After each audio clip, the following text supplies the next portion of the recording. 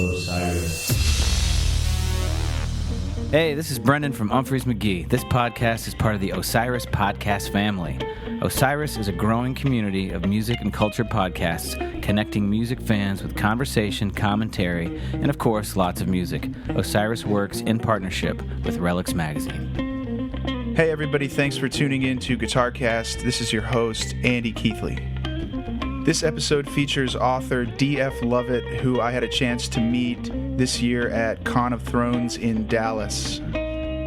The first half of this episode is an interview with D.F. Lovett. We talk a little bit about his writing and what motivated him to present a panel on the Grateful Dead at a fan con for Game of Thrones. And make sure and stick around for the second half of this episode, which is the audio from his panel entitled Fire from the Ice, How the Grateful Dead's Music Influenced A Song of Ice and Fire and Game of Thrones. Make sure and visit osirispod.com to see all of the podcasts in the Osiris Podcast Network. You can sign up for the email newsletter there to make sure that you're in the loop. You can also follow Osiris on Twitter and Instagram at OsirisPod, and follow GuitarCast on Twitter and Instagram at GuitarCastPod. Here comes GuitarCast episode 27. So my guest today is D.F. Lovett, author and participant and panelist at this year's Con of Thrones. It was good to meet you there, man, and I really enjoyed your panel. Thank you. Yeah, it was great meeting you too. I keep telling people that I really didn't know quite what I was getting into, but in a good way. Yeah. Well, that was your first fan con, right? It was. Yeah, it was. Yeah. It's a pretty good one. I mean, I have only done Con of Thrones last year and this year. That's the only cons I've ever been to. It really just worked, and it was not so big that you couldn't see a lot of the things you wanted to see, and you saw a lot of the same people throughout the weekend. Right. It was manageable, you know. It was I think the perfect size. Yeah, definitely. So tell me about your writing and kind of what your background is. Sure. Well, it can be a big question with a few different places to start. Pretty much I do two. All my writing is in one category or another. I'm either doing fiction, which was originally what I actually went to school for, was for writing fiction. I got my undergrad in English with a concentration in writing. But since 2009, I guess, I've been blogging, and also at times doing TV reviews for a few different sites. Some of my blogging, and a lot of times it's really, I like to do more long-form analysis kind of stuff that also usually has, I'd say, some kind of entertainment or political bend to it. Yeah. Is where a lot of it goes in that direction. And admittedly, a lot of what I write is very silly, and it doesn't take itself very, very seriously, like with no That's exaggeration. Important. Yeah. And then other times I write stuff that I take very seriously. And I think for me, it's good that I have that balance where, one example is that I once wrote a blog post about the TV show Friends that was kind of meant to be like a throwaway blog post, a silly thing that began as a True Detective review. And this isn't even an exaggeration, and it ended up being like one of the more popular things I've ever written. Which is strange. It's the internet, man. It's the internet. Yeah. Yeah. I mean, it's like a friend of mine one time, and this is like referencing something from ages ago, but he had a blog whenever the movie Marmaduke came out, which I don't know, 2006, Couldn't tell you. 2008. Yeah, I mean, why would anyone know that? He wrote a blog post about a fart joke in the movie Marmaduke, and it ended up becoming the most popular thing on his blog. Where it's just like, it's the internet. What can you do about it? So yeah, I mean, hey, numbers are numbers, right? Like, I guess.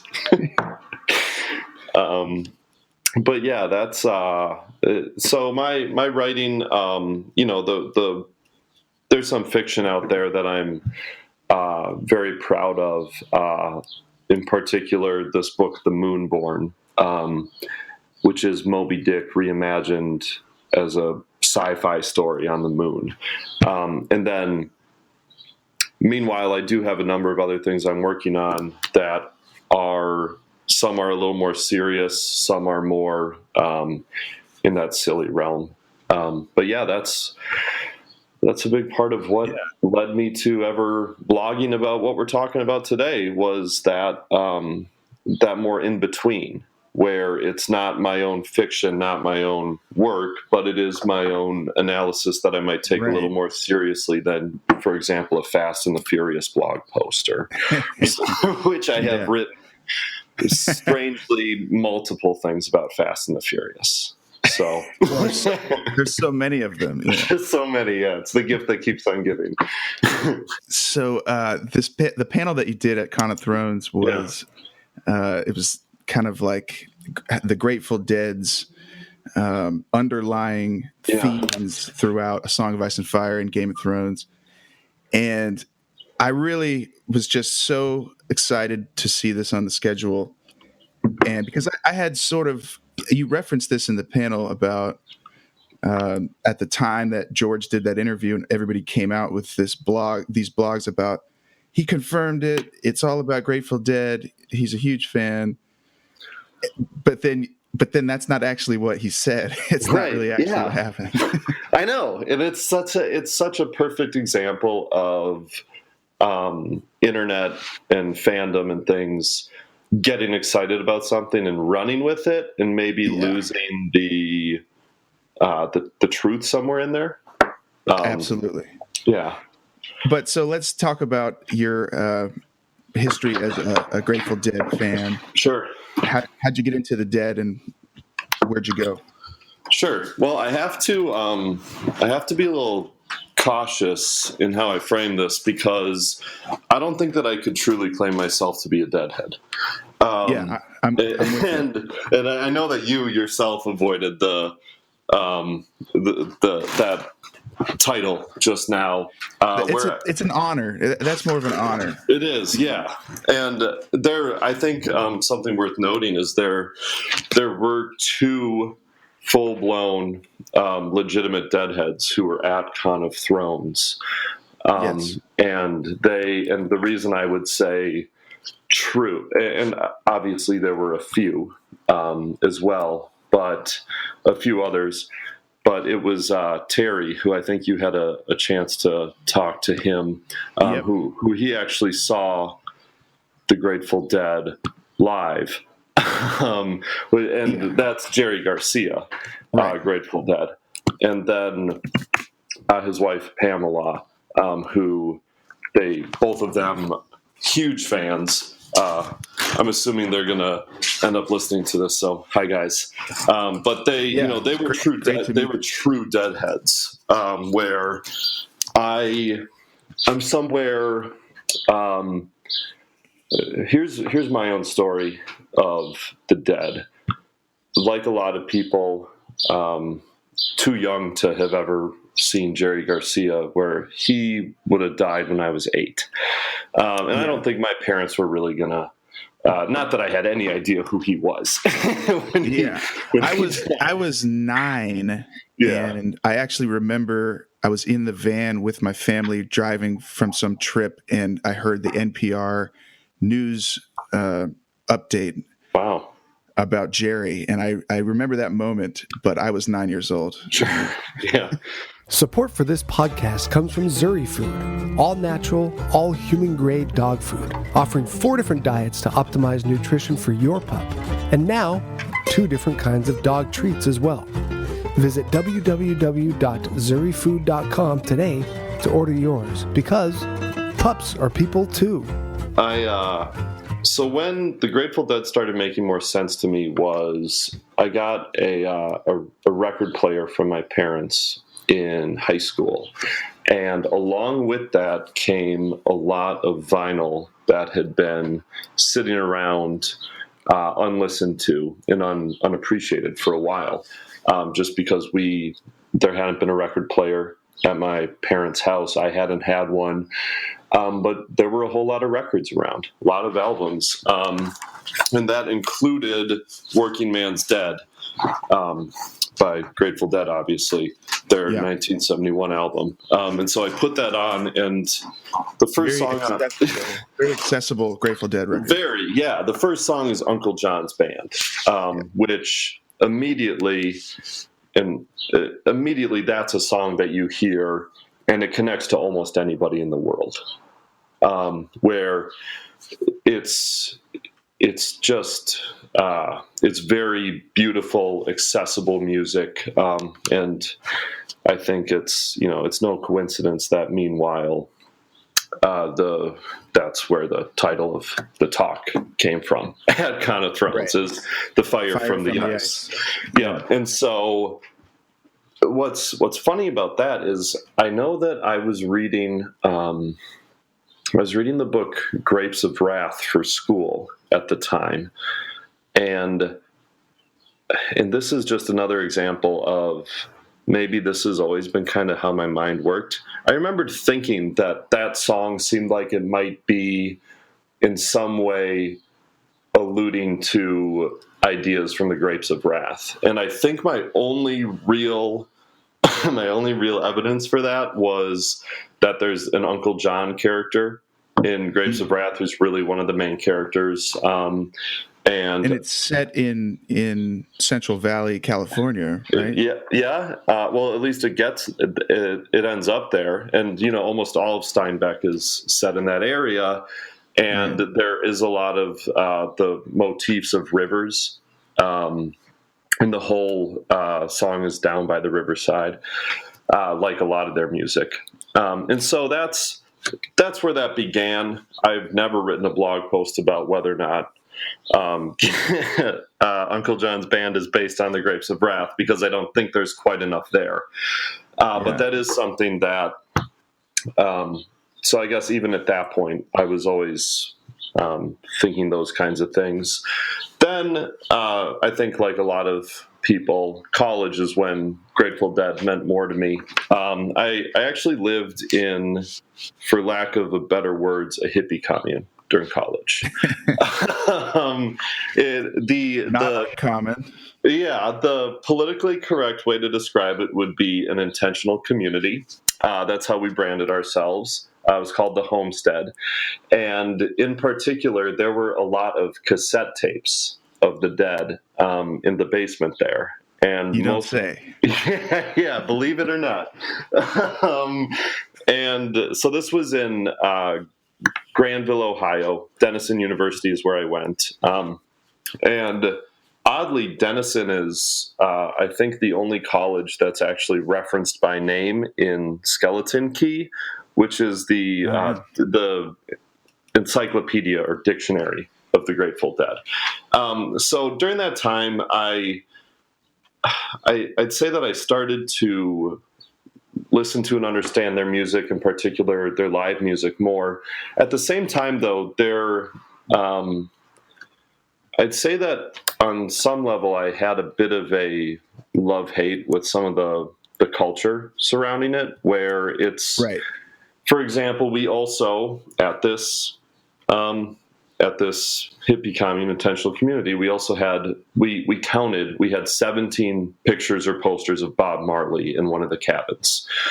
And it's kind of a perfect, and none of them were ones that the people living there at that time had put up. It was a place that had been around since the 70s. And so much of it was someone would put up a poster or a piece of art, or they'd write something on the wall, and it would never really be taken down. So the place had a very cluttered, kind of, very, very beautiful in its own way, but there was a whole lot happening on all the walls at the homestead, and I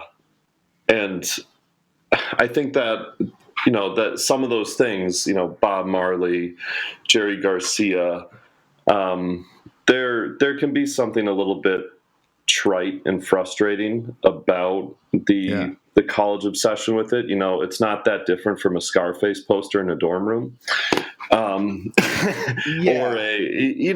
obviously it's got a better message. Sorry, go on. It can be hard. Well, it's sometimes difficult to separate the fandom from the art.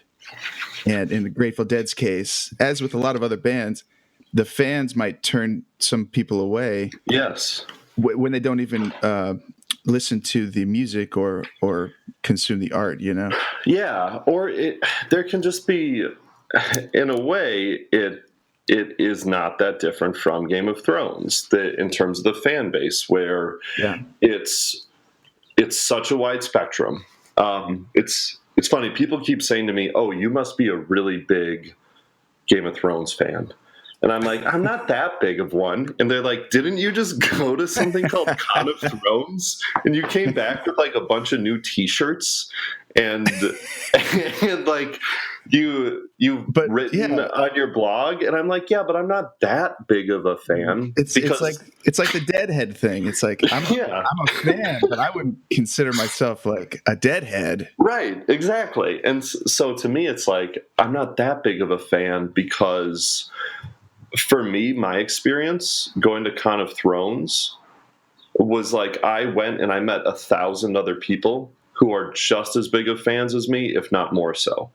And with the Grateful Dead, I often feel the same way, where there are so many fans, but the vast majority of the people who you can talk about the Dead with, they might have such a deeper appreciation and understanding for the band than even I do. I've spent, at this point now, I think I've spent so much time just listening to their music, reading their lyrics. There's both the complete annotated Grateful Dead lyrics, which was annotated by David Dodd, who's essentially a historian of the band. You've got like Robert Hunter's Box of Rain. These are all books that are just, I can see them where I'm sitting right now. But they're at the same time though, I can see another 20 Grateful Dead records from where I'm sitting, and I have all my opinions on what is the best and what doesn't connect with me as much. But I think the danger of any fandom is when you mistake your opinions for facts. And you and I we talked about this a little bit at Con of Thrones, not specific to any one people or culture, but I think I was probably referencing the Fish fandom. Yeah, probably. Which, it's just funny to me at this point. Just anybody who has anything bad to say about a band that they supposedly love, right? It's just like, what are you doing? I'm not here to.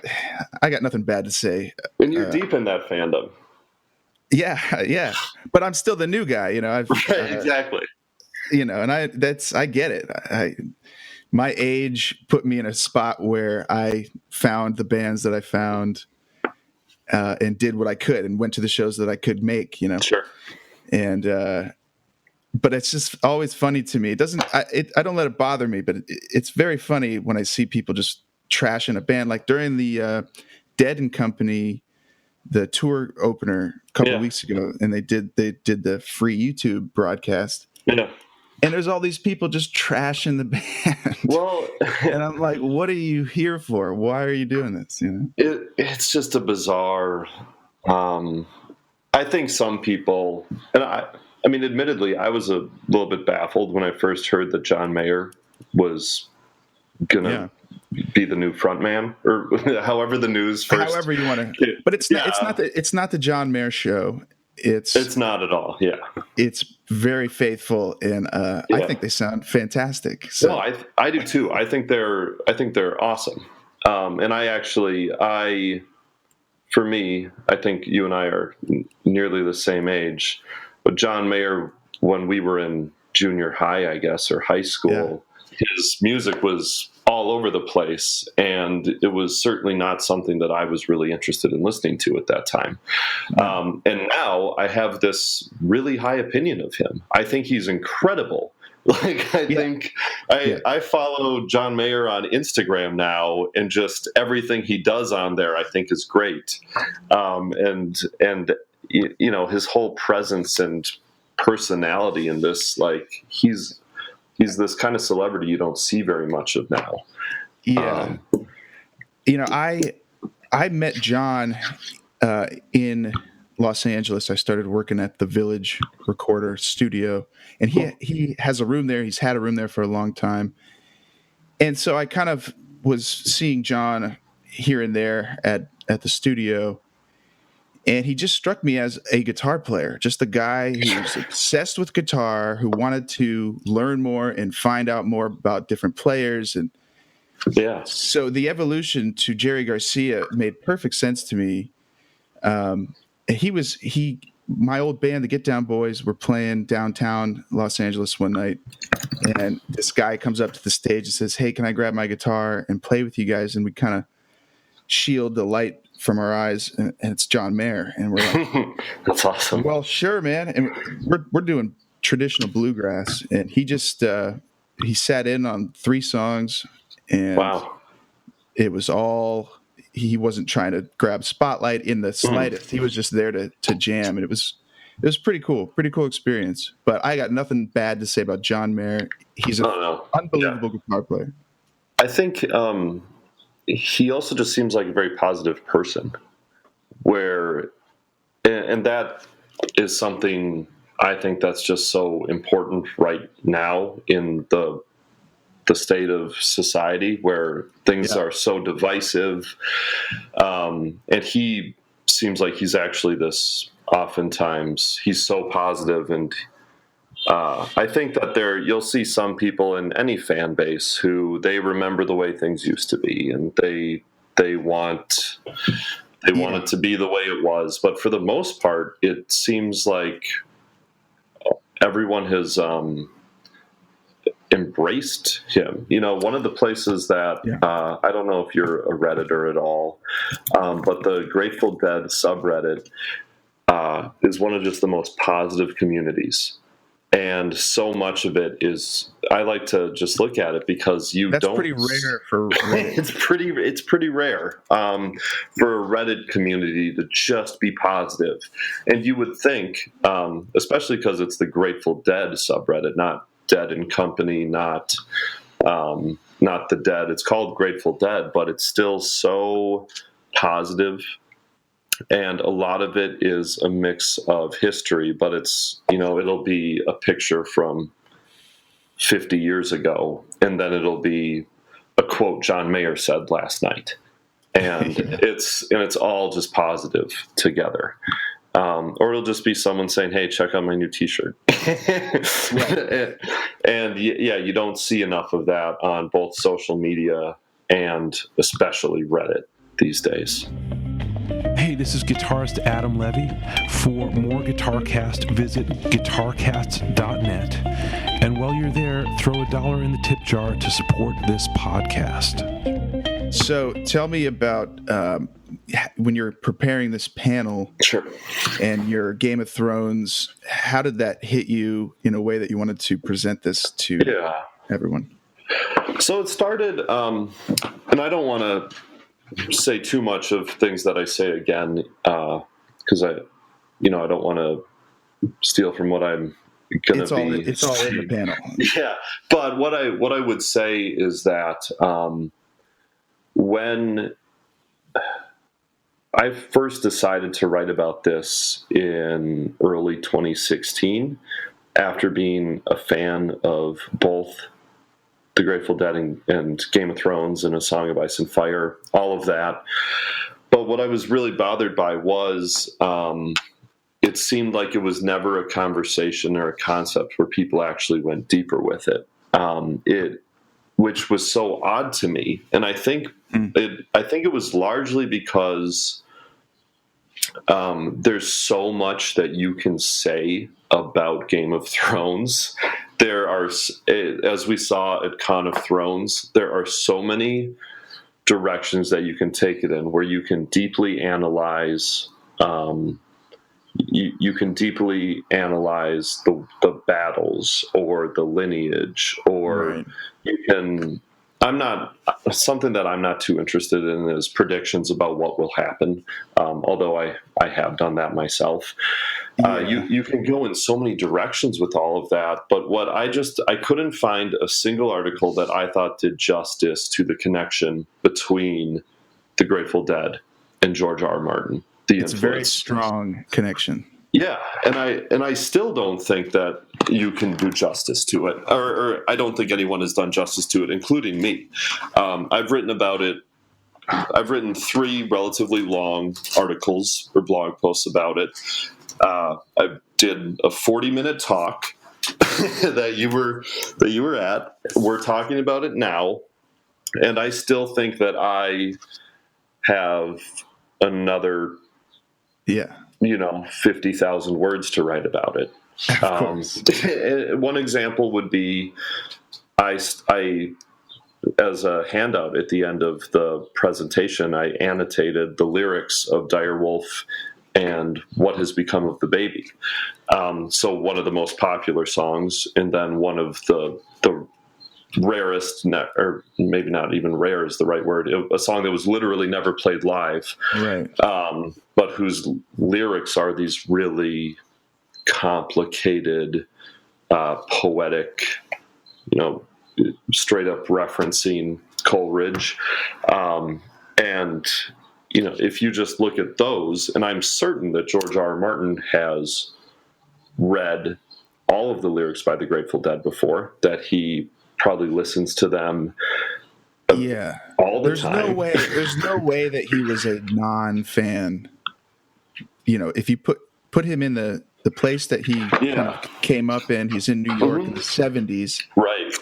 There's no way he was not paying attention to the Grateful Dead. Yeah, I think that they would have immediately started infecting him early in his career. He's got his novel Armageddon Rag, which is clearly a Grateful Dead. Yes. I've read that book, and it's the band that he's describing and building in that is just so obviously the Grateful Dead. Yeah, and that was what was interesting about that interview, where he was asked, and he was very evasive and basically dodged the question about whether or not Song of Ice and Fire references the Grateful Dead. He kind of pivoted to Armageddon Rag, saying, well, that one does, but I don't think this one does. And it's like, it does. And it's okay that he doesn't want to admit it. I think that death of the author is always a valid form of criticism, and that he doesn't have to say anything that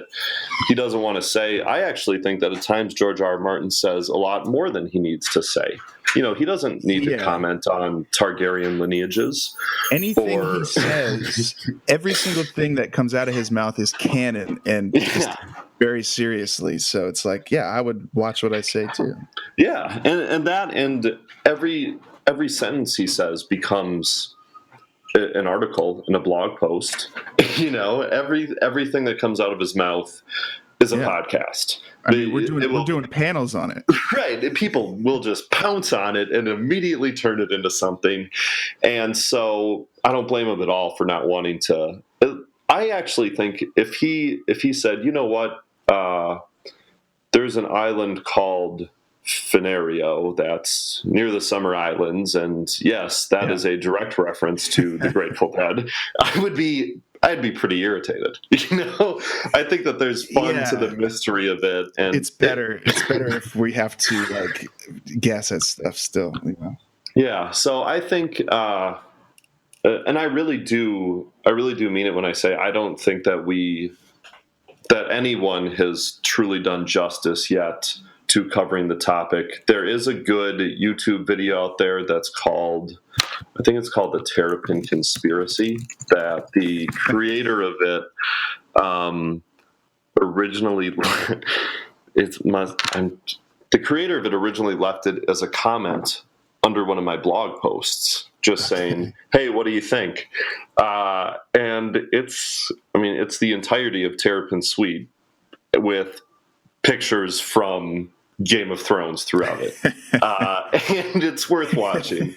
It is, and that what's funny is that was one that I didn't even touch on when, other than at the very end of the talk, I quoted "Lady with a Fan," but there are so many things, and it does come back to one of the possibilities, though, that I think is always worth considering, which is that the Grateful Dead, specifically Robert Hunter, drew on so much poetry, drew on, the War of the Roses, drew on the Bible, T.H. White, all these places, Walt Whitman, Kurt Vonnegut. Meanwhile, George R. Martin has done the same. And so there are a lot of potential parallels that don't necessarily need to be, we don't need to say this is definitely what this is. But I think all of them are worth exploring because it really is very interesting. And I don't think Martin has any idea the extent to which the Grateful Dead's lyrics affected his books. I really don't think he knows. He really may just, it's all in there, but he doesn't realize where it's coming from. Yeah, like what you were saying about him, New York in the 70s, he was probably just around so much of this that it affected his worldview and his writing and his everything, and he might not even know. Obviously, though, we know he is a fan. He goes to shows. He said the one thing he did confirm during that interview was that, yes, he is a fan, and his wife, Paris, is an even bigger fan than he is. Right. We know that part's true. Well, thanks for, tackling this subject. Yeah, of course. And we'll play the panel now from Con of Thrones. I think what we'll probably do next year is return to the subject matter and just, you'll probably be on the panel next year alongside Terry and Pam, who we mentioned earlier. Exactly. So, yeah, I'm looking forward to it. All right, so here's the Fire from the Ice panel from Con of Thrones 2018. We're right at noon, so I'm going to get started. Hi, everybody. My name's really David Lovett, but I use DF Lovett for writing and for talking. I'm basically a pretty big fan of two things that I get to talk about at the same time today, which is the Grateful Dead and then A Song of Ice and Fire. We're talking both A Song of Ice and Fire and Game of Thrones. As I go through this, though, there's going to be moments where I'm talking a little bit more about one, a little bit more about the other, between the books and the show. I'm assuming that everyone here is good with show spoilers. That seems like it's we're all good with show spoilers. As far as the books go, I'm going to talk about the books, but I don't think I'm going to tip too far into spoiler territory where anyone need be concerned. There's a few excerpts, but actually most of them are pretty early on, some of the things that I'm going to be talking about. So I'm just going to jump right in. One request that I have, there's a good amount of stuff here where I'm going to start kind of higher up, and then as I go, we're going to get deeper and deeper. As we go, you might have some thoughts like, oh, why isn't he going farther into that one? I'll get there. I did buffer in time, though, for the end, so that if there is something where you're like, okay, we totally need to talk more about Cassidy, and he really didn't do Cassidy justice, we save some time for Q&A. Also, I would just be happy to talk about this stuff all weekend if there's anything else like that. But so that is to say, feel free to throw your hand up if there's like a moment where you're like, okay, I need to know a little bit more, but in almost every case, I'll probably be getting to it.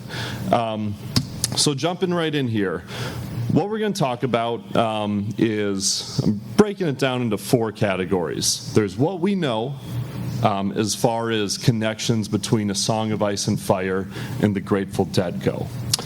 There's the speculation, so what we don't quite know, but what a lot of people think we know. Then there's what we call the tin foil. Are most of the people in this room familiar with when we say tin foil?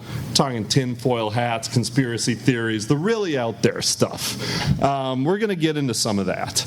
And for people who at the end of this, you're like, I could have used a lot more tin foil, I've actually brought handouts that we've got some takeaways for people who are like, I really needed more. And another thing, too, is I've written a fair amount about this subject on my blog. I actually have 2 different websites that both have touched on this. So if you're thinking like, okay, I really need some more, there's a stack of other stuff out there, and I'm going to be sharing both this PowerPoint and then also kind of a longer essay in the coming weeks for people to, if you really want to dig in further. And I'm also always down to talk more. And then the fourth big thing that I'm going to talk about here is the significance of this subject, which is basically why should you care if you're not a Grateful Dead fan? There's a number of people out there who are big Game of Thrones fans, and maybe the Grateful Dead doesn't really mean very much to you. Some people are the complete opposite way. But what I do think is that even if you have a very cursory awareness of who the Grateful Dead is, but you're a really big fan of George R. R. Martin, this is still gonna resonate with you. There's still some things that are going to connect. And that's kind of where we're going to wrap this up today. So why are we talking about George R. R. Martin and the Grateful Dead? This picture, I think, is a pretty good starting point for why we should care about that. If you're squinting at that and you're like, what am I looking at here? That is what you think you're looking at.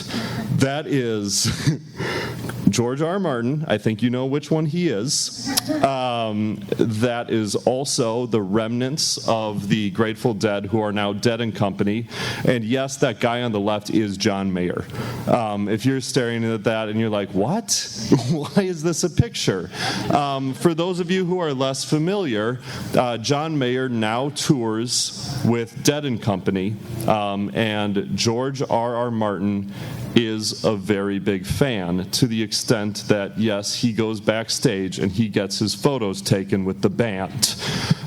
So I think that's a really good jumping off point. It's just that to Martin, the Grateful Dead is what Martin is to us, where he's a fanboy, but not in like the pejorative way. He's a big fan. But to talk a little deeper about it, his fandom really is no secret. Since 1996, people have been noticing or suspecting little references here and there. And we're going to talk about the first things that people saw where they were like, okay, does he like the Grateful Dead? And is he specifically writing about them in these books? And that's been getting noticed. And then people found out that his nickname for his home is Terrapin Station, which is about the equivalent of if I called my home Winterfell. That's what that is the equivalent of. And then there's this interview that he gave in 2014 that for a lot of people both brought the whole question and conversation into clearer focus and at the same time added a whole lot more ambiguity around it. So this is an interview from 2014. It was with Laura Miller of 92Y, and it's like an hour into this YouTube video. She says to him, she basically asks him exactly what we're talking about right now. We think that there are references in your works to the Grateful Dead, and this occurred specifically. He was promoting A World of Ice and Fire at the time, and she wanted to know, are we correct that there are a lot of references? And as she says that, it's a big room, and there's a tiny little pocket that starts going really wild because there's a pocket of people who are in both of these fan categories. And so she says there's a portion of the audience that really cares about this question. And then I'll read to you. I decide not to play the clip because he does talk a lot about how big of a fan he is.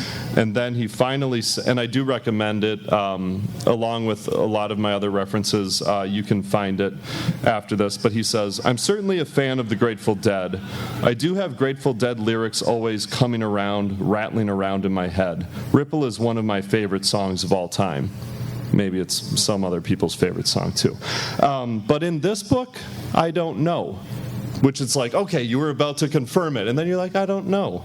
And she says, are any books in A Song of Ice and Fire? And he says, maybe. I'd have to think about that. So then Miller says, not intentionally. And he says, not that I can remember. So what's interesting about that is a lot of people were like, oh my gosh, he confirmed it. And there were actually a lot of articles written of he confirmed that he's referencing the Grateful Dead, but he didn't quite confirm it as much as we wanted to. He actually sort of denied it. But we are going to keep exploring the possibility, because he also didn't quite deny it. He just said, I don't remember. And maybe he doesn't remember. I mean, how many words are in his books? How much is he also doing aside from it? And, 2014 was a rather busy year for George R. R. Martin. At this point, I do want to pause, though, because could I just get an idea? How many people in the room would consider yourselves definitely a fan of the Grateful Dead or Dead and Company? Okay. How many people are like, that's more hands than I was worried I'd get. How many people are like, I know some of their songs, I like them, but maybe I'm not like full-blown fan territory. Is there anyone here who has not heard one of their songs before? You admitted it. Oh, no. Okay, so we've got a few. What we'll say, and so I put together a little 101 slide, which I realized I needed. I did a rehearsal of this for some friends and family, and I found out afterward that a few of the people thought that the Grateful Dead was like kind of a hard rock metal band, which I was like, oh, that was probably a really confusing presentation then. They were originally formed in 1965. That's at least when the Grateful Dead began. Before that, many of the members who really did circulate around Jerry Garcia, many of the members had worked with him in other ways. So the band The Warlocks was one instance. He had a lot of other work. They formed in 1965, which, yes, is well before I was born. And then in 1995, Jerry Garcia passed away. And so there has not officially been the Grateful Dead since 1995, but they've existed in a lot of forms. Dead and Company, who someone here has a t-shirt of, and a number of others, the other ones being one of the ones that always jumps out to me because the other ones reminds me of the others. But we're not going to go into that tinfoil right now. They've been a big part of counterculture. Some people who have been really major components in basically the culture surrounding the band. You've got Ken Kesey, who wrote One Flew Over the Cuckoo's Nest. Neil Cassidy, who not only inspired a lot of what was going on with the Grateful Dead, but he's actually the inspiration for Jack Kerouac's On the Road. And then also Tom Wolfe, who just passed away within the last couple weeks, wrote the Electric Kool-Aid Acid Test about not just the Grateful Dead, but about the entire culture that sprang up around them. I think another really crazy little thing about them too is for people who are less familiar but aware of that era or music, you've got the Beatles' Magical Mystery Tour really owes its whole existence to the Grateful Dead's identity at that time. And then where this really comes into coherence, though, with what we're talking about today is Robert Hunter, who he is the non-performing member of the Grateful Dead, which can sound like a really confusing concept at first. He joined the band in 1967.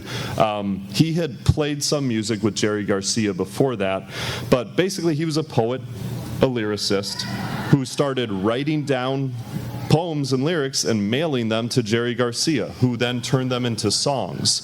The majority of the Grateful Dead songs, especially a lot of the ones that people are really familiar with and connect with, were written by Robert Hunter. One example is Ripple, one of their most famous songs, the same one that George R. R. Martin referenced. Not only is it this very powerful, beautiful song, but its lyrics also have all these layers of meaning, and its main verse is a haiku, which is very intentional.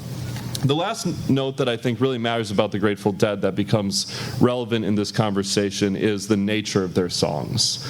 Their songs span from a lot of subject matter, but you've got ballads that are often a mix of Americana and fantasy, where there will be kings and queens, knights, but then also a lot of songs about cowboys, a lot of songs about violence in the Old West, and oftentimes you'll see a blurred line between those genres, and I think that's really important to what we're talking about today.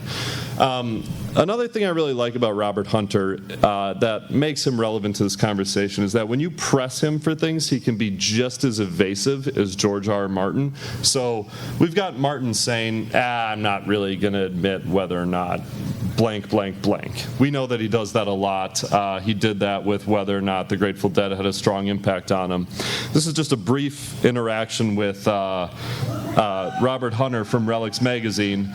Relics asked him, was St. Stephen anyone specific? And Hunter said, no, it was just St. Stephen.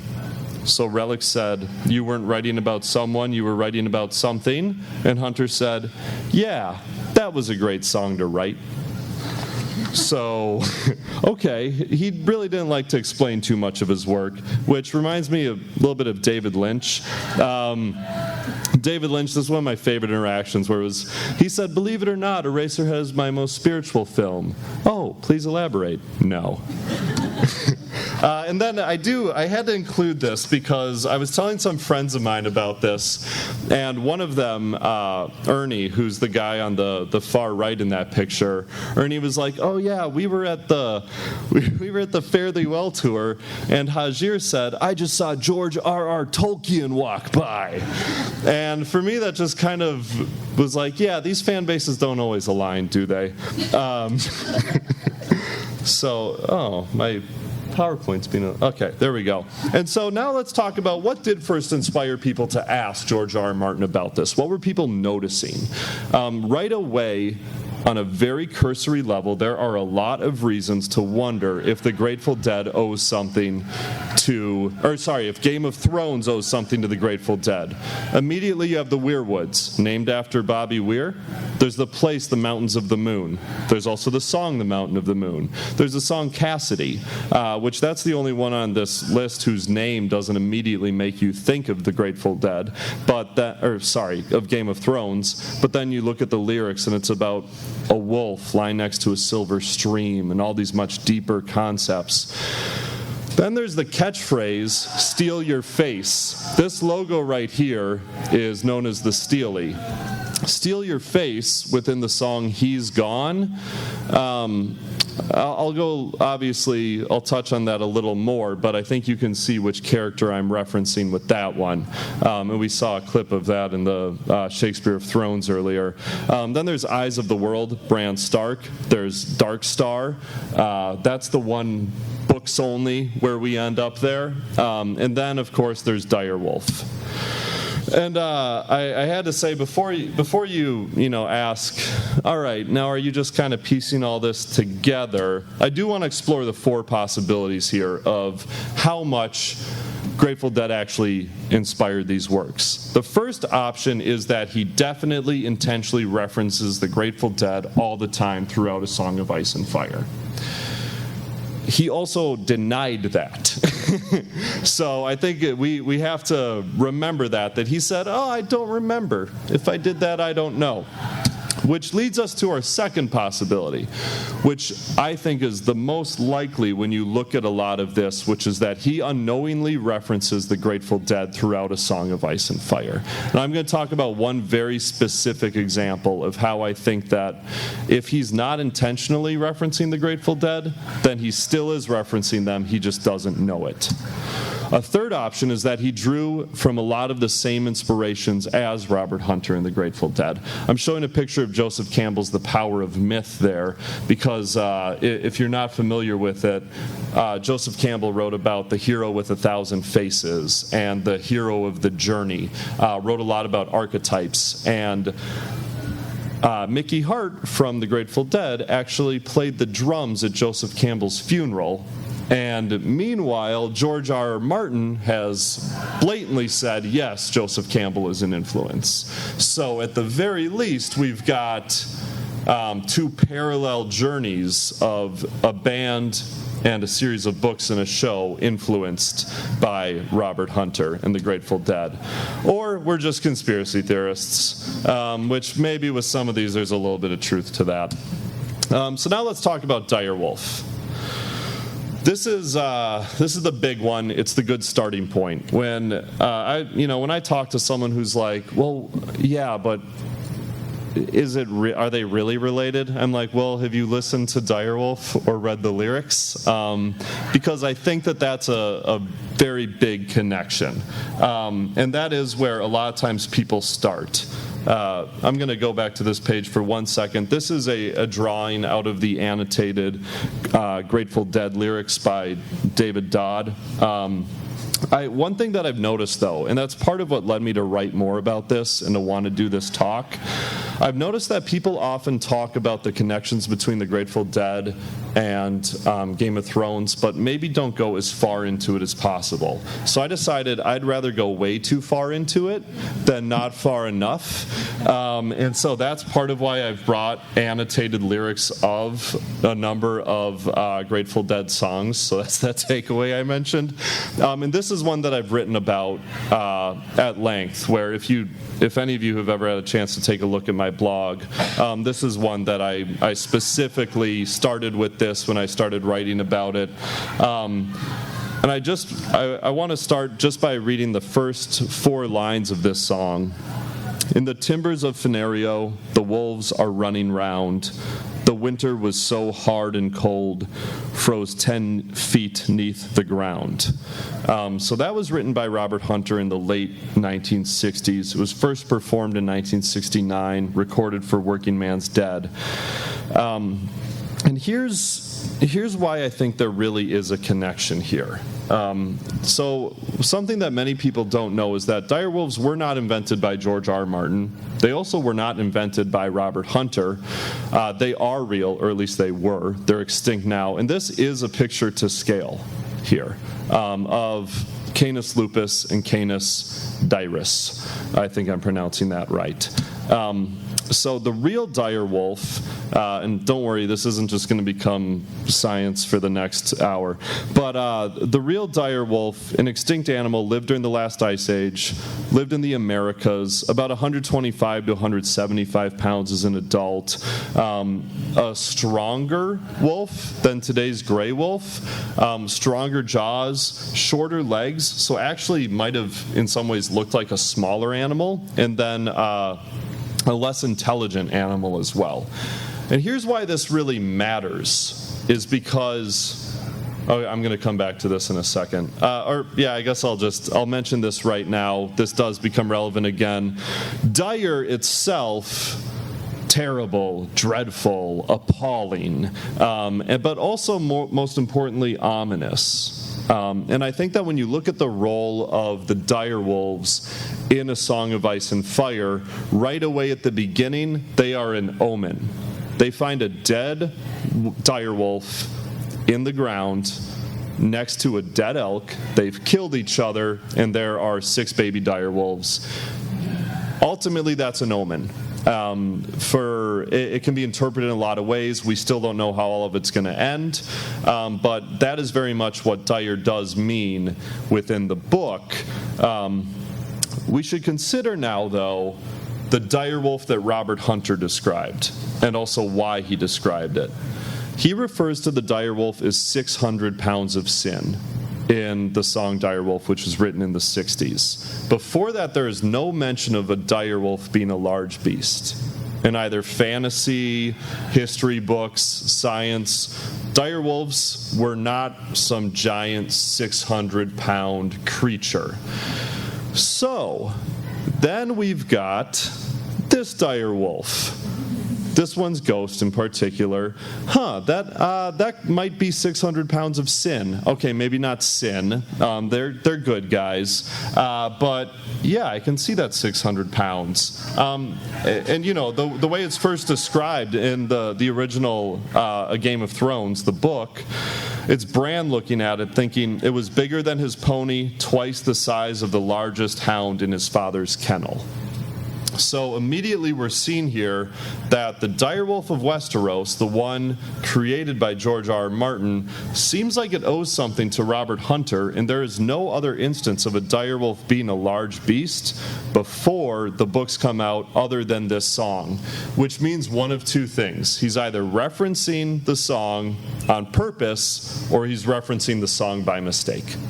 I think that it's also worth noting that Robert Hunter did acknowledge that he came up with the idea of the dire wolf basically while watching TV with Jerry Garcia. They were watching The Hound of the Baskervilles, and they thought that a dire wolf was this giant beast. And then they wrote the song, and then they found out later that they weren't.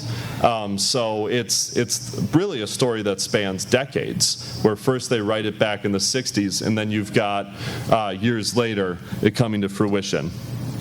So is it intentional? Is it subconscious? The same inspiring works? Is it just tinfoil? I'd say it's somewhere between 1 and 2 in this case. We don't know for sure, though, because really maybe George R. R. Martin doesn't know for sure.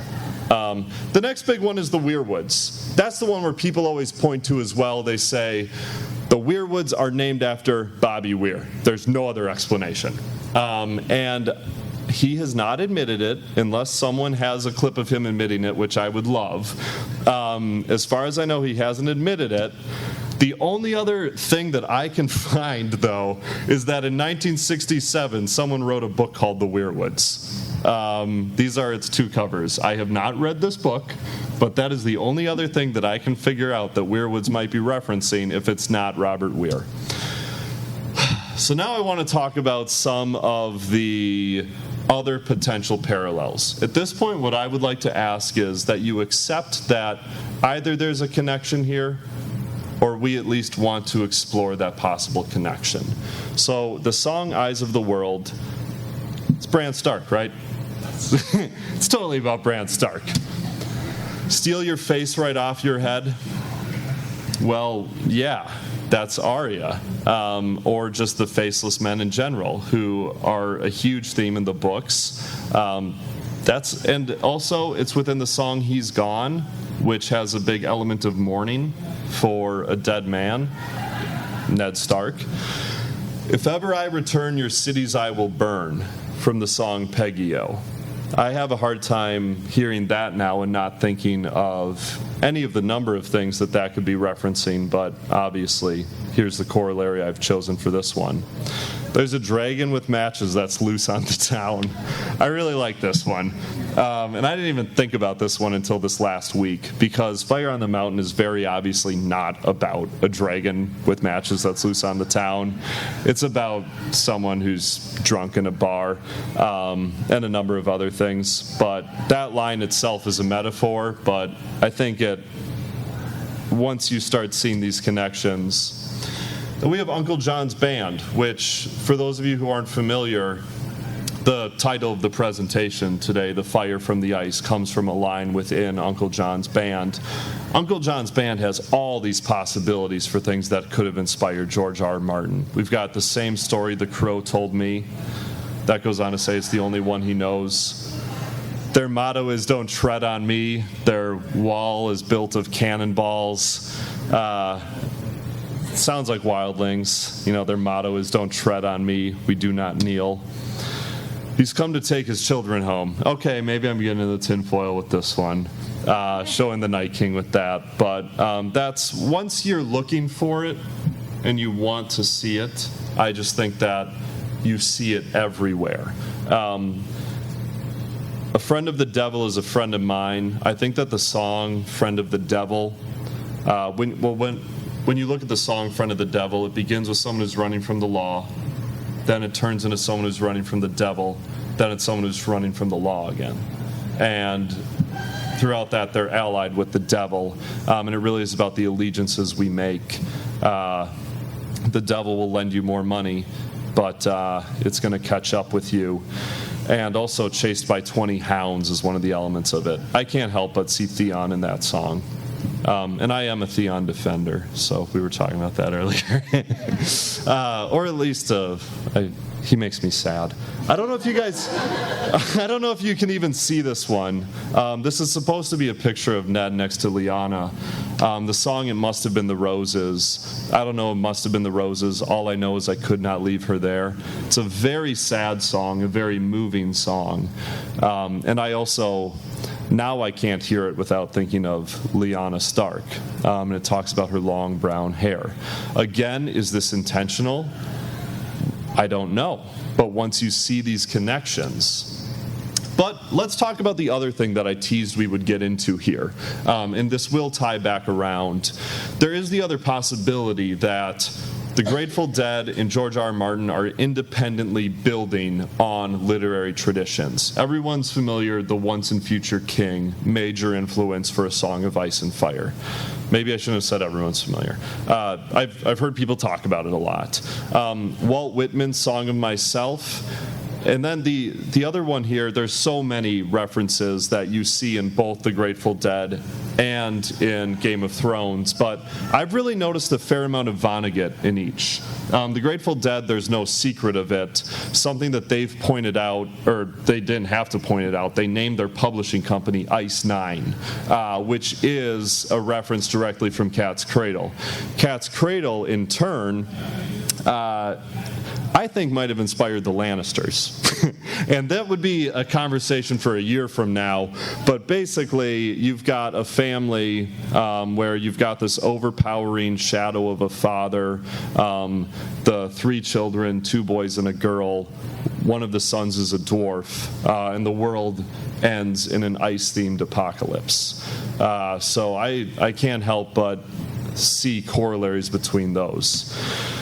Then we've got J.R.R. Tolkien, someone who also has definitely inspired both. And that's an open, there's no revelations here that Tolkien might have inspired A Song of Ice and Fire. I know there's a panel, I think, in this room at 4 o'clock about it. But it's also likely that Tolkien inspired the Grateful Dead. And I think that this lyric, I won't get too far into it, but when I look at this poem, I think of Rains of Castamere. I see a reference to a dark star there in the second line from the bottom, which in turn might have inspired both Gerald Dark Star Dane and the Grateful Dead's Dark Star. And then there's also the Dark Star shows up in other Grateful Dead songs beyond just Dark Star, if you consider Lost Sailor. So Dennis McNally is a biographer of the Grateful Dead who said that they are the most American of all bands. And this is something I touched on at the very beginning in terms of why does this matter? I think that when you look at it, the Grateful Dead is one of the first real intersections of Americana and fantasy, where a lot of their songs, Peggy O's an example of it, Direwolf, Broke Down Palace, a lot of their songs seem to have these very American aspects to them, while also they're fantasy. They're these epics. And so if ever I return, your cities I will burn, that's in the same song where it seems like it's knights and ladies, but then they reference Louisiana, and that's where he is now. And many Dead songs also, they reference and they originate in American folk, and they show the ugly sides of American history in a very strong way. You have slavery, colonization, appropriation. I also think that there's a strong element of pacifism in A Song of Ice and Fire, along with the Grateful Dead, where the message, it's songs about war, but they are not pro-war. There's no joy or celebration in these wars. And this is one example. This is another thing that Robert Hunter said, where in his song Candyman, there's the line, "If I had a shotgun, I'd blow you straight to hell." He tells a story about how when he would hear this sung at concerts and people would cheer, it just chilled him, because he had not written that as a line to be cheered for. And it reminded him of when he saw the movie Rollerball, and people were cheering during the violent scenes that he was horrified by. And I think that it really reflects well with our culture and the way we view the violence in this, where it's both the good and the bad. I'm not going to pretend that there aren't scenes that I haven't cheered for in Game of Thrones, especially some Arya scenes of violence where I'm so excited. And then there's other scenes of, I always think of the Mountain beheading his horse, where that brutal violence is it's horrifying, and it's such a display of a takeaway of pacifism. So you have both sides there. We do have to talk about how the fan bases align, and that's part of what got some of these people in the room today, I think, especially me. They're both attractive to people who might otherwise be outsiders, where you have a counterculture arising as its own culture. And then I did mention this a little bit, and we're about to go significantly deeper into this aspect of it, but there's the mythologies within mythologies within mythologies. Obviously, you have the immediate fictions. You have Westeros and Fenario, Tyrion Lannister, and the Casey Jones of the Grateful Dead. You have mythologies that surround these figures themselves, Jerry Garcia and George R. Martin. There are whole stories that we know and we think we know about these real people, these figures. And then there's the communities where there's this whole new culture springing up around these people, where you know people within it. I think of I'm familiar with all these names of people that I could never pick out of a lineup because I read all of their blog posts and their essays, like Neil Cassidy, who was just this normal person who was also a mythic figure because of who he was aligned with. And as far as mythology goes, this is a quote from Joseph Campbell about mythology that I think says a lot about why we are drawn to Game of Thrones, why are we drawn to Grateful Dead, and the way that the cultures have arisen in response to this and the way it has actually become something of its own. He said the reduction of mythology he was speaking about the reduction of mythology to theology. Mythology is very fluid. Most of the myths are self-contradictory. You may even find 4 or 5 myths in a given culture, all giving different versions of the same mystery. Then theology comes along and says it has just got to be this way. Mythology is poetry, and the poetic language is very flexible. That ties in really well with something that John Barlow,